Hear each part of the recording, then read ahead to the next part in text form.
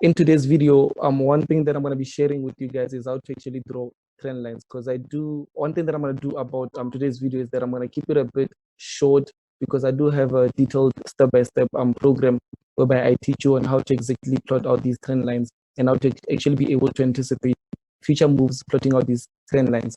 So the thing that I'm going to be focusing on today is, like I said, I'm going to keep it a bit simple, but I want to show you guys the right way of drawing trend lines. The reason I'm doing this video is because I get a lot of people that send me pictures of their analysis, and then they ask me if they're right or wrong.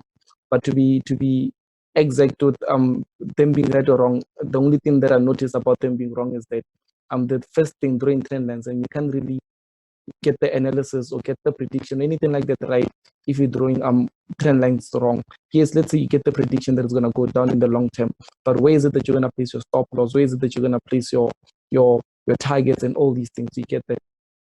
So in today's video, I want us to actually focus on drawing trend lines. So yes, I'm in the TradingView platform.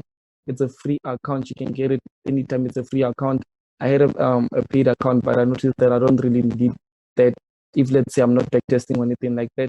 But whenever I need to backtest, obviously I'll just have to pay for it, because it's much more better that way. Like, you're able to just move price to, let's say, previous days without seeing the future charts or what actually happened. So let me not speak about that. Let me just get onto it. So let's speak about trend lines. The first thing that I would say is that, okay, this is the tool that we're going to be utilizing. You get it right here. This is the exact tool that you're going to be utilizing, the trend line. Okay. So what happens is that normally with people, one thing they do is that they might draw trend lines from like incorrect points, or they can just draw trend lines that are actually not neat or not too accurate. But the thing that I'll say is that you need only 2 touches to be able to draw a trend line. So basically, when you have 2 touches, you're able to anticipate whether the third touch is going to be on the resistance, on the support line, and whether you're going to implement, you're going to take a buy opportunity or not. So this video, like I said, I'm going to keep it short. I want us to take a look at what I just said. So now we're going to need 2 touches, and let us focus on this whole section here. Because what actually happened is that you can simply see there's an impulsive move. There's also one thing that I teach in the course, but there's an impulsive move. So normally the market moves in impulse correction and impulses. And after an impulsive move, there comes a correction. But that correction is actually what's going to show us where the next impulse is going to be at. So let me just say we need 2 touches. I'm now on the 4-hour time frame. Yes, there's you use actually I utilize time frames such as weekly, daily, 4-hour, and 1 hour. Sometimes I get my accurate entries on the 15-minute, but let me just stick to 4-hour and 1 hour to just show you guys what it is that you can utilize. So let's say you need 2 most recent touches. So in this manner, you can simply say that this is the first touch here. Okay, this is our first touch, and this is the second touch. Okay, normally a person would say, no, I want to put it here, I want this to be my second touch. Yes, that's possible, but you can't actually put price where the market is actually like recently at. That's not a valid structure, resistance, or maybe support. But in this case, it's a resistance. So you can't really put it here, because yes, price played a part there, but it didn't actually give me some sort of confirmation that this is a resistance. It can always just go back up. You get that? But the most 2 recent touches, it's this one and this one. And normally one thing that I saw is that people draw their trend lines like just passing through price and stuff. And this method of drawing trend lines is that, let's say if you drew your trend line, I don't know what you'd be putting, what you'd be seeing, but if you drew a trend line like this, a move like this would make you think like it's a breakout. You'd buy, your stop loss would be anywhere, and then it would take you out, because you were able to actually draw this without really seeing where the price really goes. Because when you're doing it like this, you're actually looking at the bodies. Now you're using the bodies to determine your trend line, which shouldn't work that way. Because if, let's say, price goes a bit, it breaks this line, and then you buy, but only to find out that it was a week that you actually rejected from the previous trend line. So I normally put them at the exact week, or something like this. Okay, something just like this. Okay, but obviously one thing that you should do too is that you need to also allow price to evolve and give you a structure that you're going to be feeling a bit more comfortable in taking. So that's the first trend line. Let me put my second one right here. First touch is the second touch. And the reason you can see I just moved it a bit backwards, and I didn't just leave it on prices there.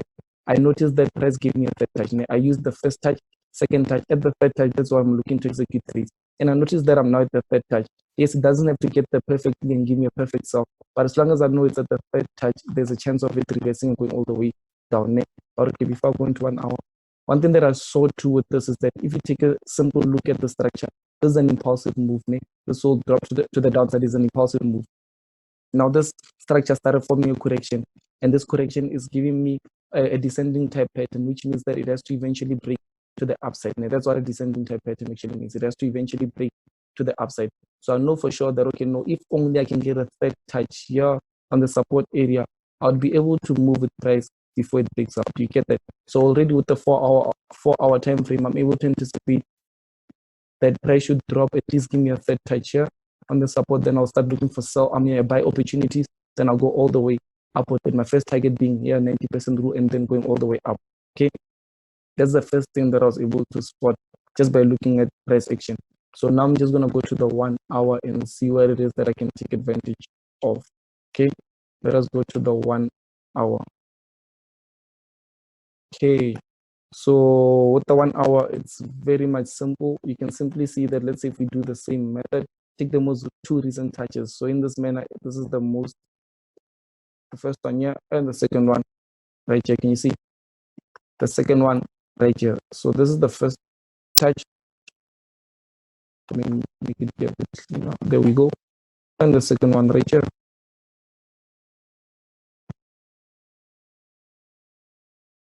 There we go. So you can simply see that those touches it's like they're effective because you can see the first touch, second touch, there's even a third touch and a fourth touch. So whenever a breakout happens, you should expect a sell on it. Do you get that? So I was able to also see on the 4 hour that this is at area resistance line. So I can even move this line just so it doesn't disturb the focus, because we need to focus on the current market price instead of focusing on what happened before. So this one here, I would also use two recent touches. So simply I'll just use this touch and this one. Okay. This one and this one. So you can simply see what price is telling me here. This is an impulsive move to the downside. This is a correction, and this correction gave me a continuation pattern and ascending type, which means that it has to break to the downside. And understand that with this being said, only just by taking a sell, it's either there's two scenarios that you can do here. Just by taking a sell once it does break out, coming here with it, here when it gets there, you start to take profit, look for buys, go all the way up, or you can just wait for market to come down and not be in the trade, wait for the market to come down, and then you go all the way up with it. But it's much better. One thing that I teach my students that I work with, one thing that I teach them is that as long as the risk to reward is amazing, you can simply take the trade. Let's say for instance now on this one here, our target is here. So a breakout happened anywhere from here. So it's either I can have my stop loss here at 30 pips, stop loss 29 pips, and then I can come all the way down here with it. I can come all the way down here with it, but the risk reward is 1:2.3. I don't want the risk reward that gives me 1:2. I want 1:3 or more. So I'd rather wait for something that's much more better than let's say this kind of a risk to reward. Instead of if it doesn't give me that, I'll just wait for it to come down here, go all the way upwards with it. But now you can simply see what actually the market done. Yeah, let me just show you guys what the market done here. Price broke out impulsively, and then it came back to retest on this breakout line that it broke out on. Can you see? So when it does get here, I'll just see how price behaves when it got here. And simply with this one here, you can simply see that, okay, got here, it couldn't cruise above this line here. It even rejected. So after this rejecting, I'm going to wait for a candle that represents a bearish movement. Okay, so you can simply see this candle. It came up with a kind of a doji, not a doji, a bearish movement, because what happened is that this is an impulsive candle to the upside. It's now at area resistance.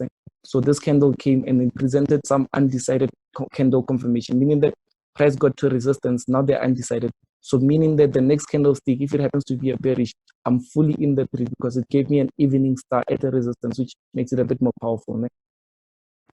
So this candle, it showed me after this one, I waited for confirmation, which was the next candle, the bearish one. It confirmed. So one thing that I do is that I just place myself below this candle, my stop loss just here on this area, 25.6. And with this being said, you know that you can still target the same let's say the same trade with at least a much more better risk to reward. But for me, a trade like this, I would take it if the target was at least maybe 30% or more. let's say it's something like this being a target for, but for now it doesn't qualify to be one of the trades that I take. So, but for a person, let's say, that prefers to take this kind of an entry, let's say 1:2, they don't mind, it's okay. But for a person like me, I'd rather wait for price to come all the way down. When it gets here, wait for candle confirmation to go all the way up, because this trade is the one that's gonna give me more money. The long position going all the way up. Because let's say it can come give me a morning star or any candle confirmation. When it gets here, I'll just have a minimum stop loss. My stop loss never be more than 25 pips. I mean, no more than 30 pips. So even a 20 pip would be okay here. But obviously, for now, I can't really say that I'm gonna have a 20 pip stop loss because it didn't present itself yet. But I know that at least my first target is okay. My first target is at least here on the 90%, and then at least the 12%. And obviously, my next target is going to be much more greater than this. But one thing that I don't want to show you with placing the targets and all of this, I actually wanted us to focus on drawing trend lines. And the only thing that I can say about drawing trend lines is that you have to be able to evolve with structure. So what it is that I mean when I say evolve with structure. So you have to allow the market to actually give you or let you know that price doesn't really have to retrace here, because like it doesn't really mean that when it's at the resistance, it's gonna exactly go down at the resistance. It can play around, it can just give you a week or anything like that, which will make your trend line a bit messy. Like let's say if I instead put my trend line like this, because I wasn't looking for buys in this moment. Now you have to know what you're looking for. So let's say in this manner, you can simply see my trend line was like this. Price actually broke out and then it came a bit down because it was actually giving us a third touch, first touch, second touch, third touch to the structure. You can simply see. So one thing that I do is that I just move the trend line away. At least, yeah, I knew it's at the third touch. Now I'm just waiting for the confirmation of me to execute on it. And with that being said, that's when I'll start to also implement on this smaller time frame pattern within the pattern structure, and then be able to just take the trade, execute the trades to the downside, come all the way down here if it fits my criteria. If it doesn't, I'll wait for the market to come here and give me that perfect trade that I'm waiting for. It okay, not doesn't really have to be a perfect, but that trade that actually ticks the box for me. But this is actually the way what I wanted to show you guys, because normally I see people showing me their ways of drawing trend lines, and it's not really a clean. It doesn't really appear to be a clean. Can you simply see? I literally looked at this chart now. I didn't have some sort of analysis on it. I just went and I just picked a chart and like done this video showing you guys on how simple things can be if you just understand this way of trading. But yeah, I do teach about this. There's a way whereby a step-by-step detail plan whereby I show you on how to like get the first touch, the second touch on all time frames, the bigger time frame, the smaller time frame, be able to play around with the time frames together, be able to know that on the daily time frame the momentum goes to the downside. So meaning that on the 1 hour time frame, I'm just gonna keep on looking for continuation patterns or just structures that allows me to keep on taking sell opportunities. So yes, that's why I try to just keep this one a bit more simple, and not even that, but a bit more shorter, so it doesn't really confuse you as much, because you know there's steps that you also need to take. But I hope that it does help. I hope that you're able to just spot something, and I hope that it plays it actually helps you a lot in your trading career. You can simply see just by also spotting that there's an impulsive move to the downside. You can simply see that I would also have a structure like this first, second touch, and even here. Okay,